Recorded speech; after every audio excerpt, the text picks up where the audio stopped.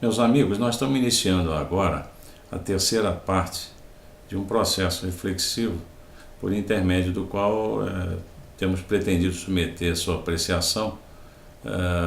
a discussão do papel das Forças Armadas no contexto de um Estado. E essa discussão está assentada na ideia de que as Forças Armadas são um instrumento do Estado e como tal, devem ser qualificadas pelo Estado. Nos vídeos editoriais anteriores, apresentamos paralelos mostrando que instrumentos não se autoadjetivam. Quem dá qualificação, quem adjetiva o instrumento é o seu usuário. E dentro desse contexto, quem tem que dar qualidade às suas Forças Armadas é o Estado. Mas, naturalmente, também se colocou nos vídeos anteriores que cada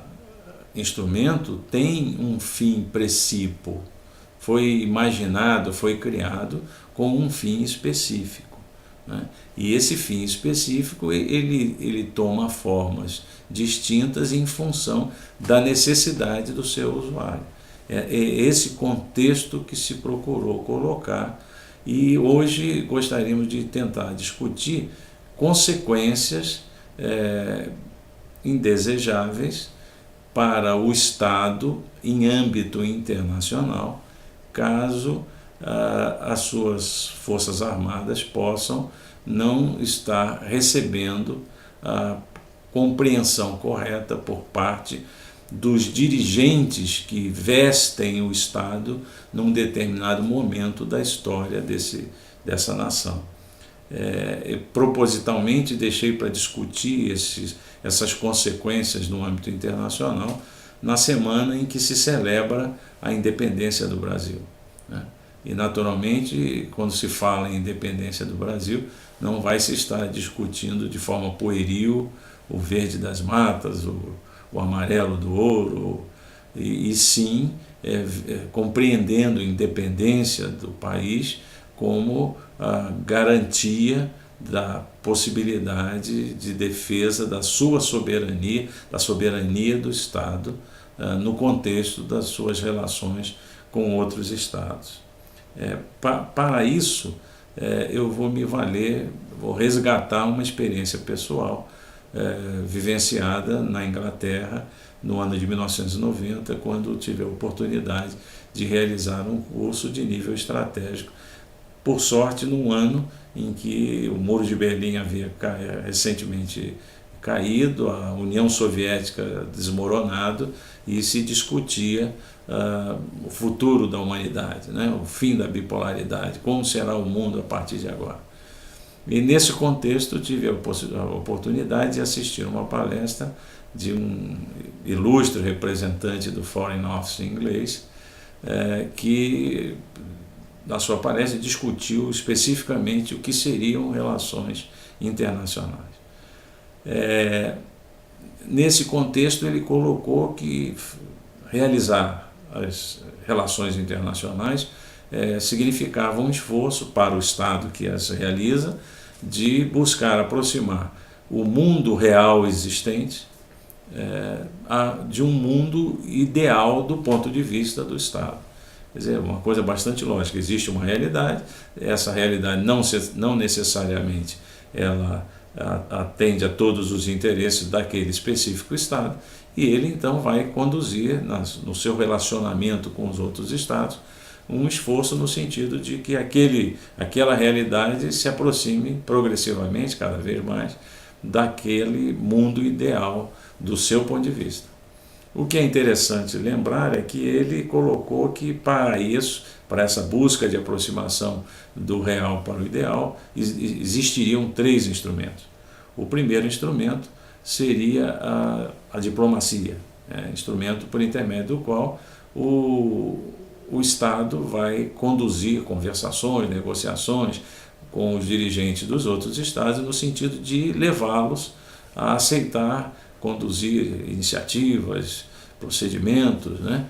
que possam ir ao encontro do interesse daquele determinado Estado. Mas o palestrante, naturalmente, lembrou que não necessariamente isso daria resultado integral, né, pleno, e então haveria necessidade de se utilizar o segundo instrumento que ele apresentou como sendo o suborno, instrumento por intermédio do qual aquele determinado Estado vai buscar comprar a vontade dos dirigentes dos Estados com os quais negocia de maneira que eles possam adotar aqueles determinados procedimentos, iniciativas que sejam do interesse do Estado. E concluiu dizendo que quando isso também não dá certo, aí então se utiliza o terceiro instrumento que ele apresentou como sendo a guerra. Naturalmente que nos dias de hoje, no mundo atual, quando se fala em guerra, não necessariamente está se falando em conflito armado. Uma série de outras iniciativas são tomadas e têm sido tomadas, e somos testemunhas delas, relacionadas com pressão econômica, pressão política, utilização às vezes até não muito honesta da mídia, com intenção de psicologicamente conseguir a adesão da mídia, da vontade internacional, da opinião pública mundial, com a intenção de fazer valer o interesse maior do Estado. Mas, subjacente a tudo isso, está a ideia de que, efetivamente, em última instância, aquele Estado que tem o poder militar maior, ele tem uma probabilidade muito grande de que os seus interesses sejam impostos no contexto internacional a todos aqueles que, de alguma forma, conflitem com ele, né? Então, essa é dentro desse contexto que nós vamos prosseguir tentando compreender, hipoteticamente, como é que um Estado que conduza de forma inadequada a preparação das suas Forças Armadas pode vir a ter dificuldades nas suas relações internacionais. É claro que dentro desse processo reflexivo do qual eu estou me valendo, fica claro que é preciso que aquele Estado tenha uma compreensão do que é o mundo ideal que deseja perseguir. É preciso que haja uma visão prospectiva do que a nação efetivamente deseja, para que aqueles que detêm o poder no governo e que representam esse interesse, essa necessidade maior da nação, possam trabalhar todos os instrumentos que estão à sua disposição, entre eles as Forças Armadas, no sentido de que se persiga esse ideal. Se não se tem compreensão do que vem a ser esse ideal, se não se sabe o que se deseja, certamente vai se ter dificuldade em efetivamente qualificar todos os seus instrumentos no sentido de criar as melhores condições para que esse ideal seja efetivamente conquistado. E eu vou me valer de um paralelo que me parece bastante elucidativo. Vamos imaginar que uma determinada família decidiu que no próximo fim de semana iria gozar de dias agradáveis numa região de praia, né? Com o objetivo de ter um momento de lazer, de descontração, de congraçamento, podendo usufruir a beleza do local para onde iriam. Naturalmente, posto esse objetivo, a família vai trabalhar no sentido de não permitir que surpresas, que obstáculos se anteponham à conquista desse objetivo de um fim de semana de pleno lazer.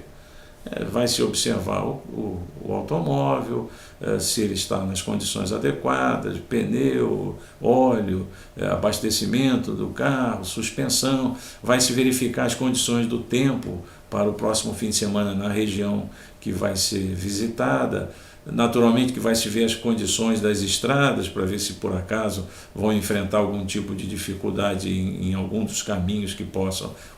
optar por adotar, de maneira que essa família vai estar trabalhando no sentido de efetivamente conquistar aquele objetivo. Se essa família não tivesse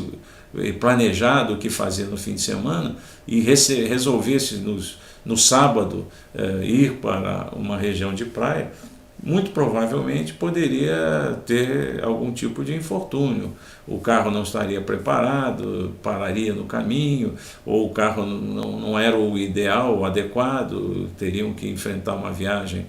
desconfortável, poderia chover, encontrar estradas em reparos e a viagem se delongar além do que seria desejável, todas essas circunstâncias prejudicando o atingimento daquele objetivo, porque ele não tinha sido definido, né? Então é fácil compreender nesse contexto que um determinado Estado, um hipotético Estado, que não tenha definido claramente os seus objetivos futuros, né, o que pretende para o seu povo, ele terá dificuldade de preparar, de qualificar todos os instrumentos que estão à sua disposição em todas as áreas, né? Na área social, na área econômica, na área política e na área militar, para que possa efetivamente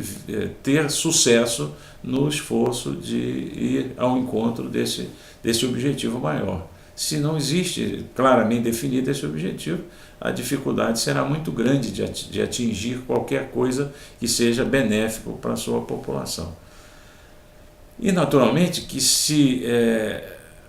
por razões as mais diversas, quaisquer que sejam, por despreparo, incompetência, visão distorcida do que deva ser o objetivo da existência desse ou daquele instrumento, se isso acontece, aí então o problema ganha uma potencialidade muito grande. Se a visão que se tenha do que deva ser as Forças Armadas, ou se por motivos outros se entenda que não se deva qualificar adequadamente as Forças Armadas, ou se deva dar destinação que não seja aquela precípua para a qual ela foi imaginada, há uma possibilidade extremamente preocupante de que esse Estado, no contexto das relações internacionais, tenha dificuldade de lutar, no bom sentido, se empenhar para que os seus interesses maiores sejam alcançados. Um país como o Brasil, que vem tentando ocupar um assento de relevância no Conselho de Segurança da ONU, ele precisa efetivamente ter seus grandes objetivos estratégicos futuros claramente definidos e, em função disso, identificados os obstáculos que possam pôr em risco o atingimento desses objetivos, qualificar de forma adequada as suas Forças Armadas, sob pena de não ter sucesso nessa empreitada, para prejuízo de toda a sua nação. No próximo vídeo nós vamos discutir distorções que podem ocorrer no âmbito interno da sociedade em função de um desvirtuamento